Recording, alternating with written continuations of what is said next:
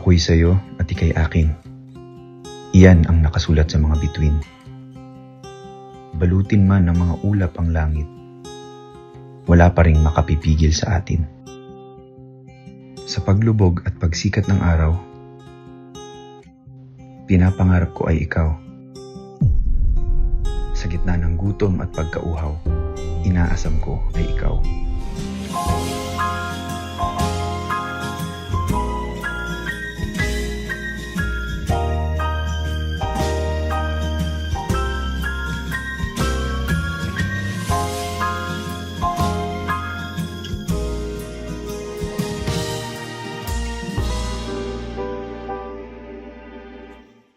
Pangakong sa'yo'y binitawan, na kailan may hindi ka iiwan.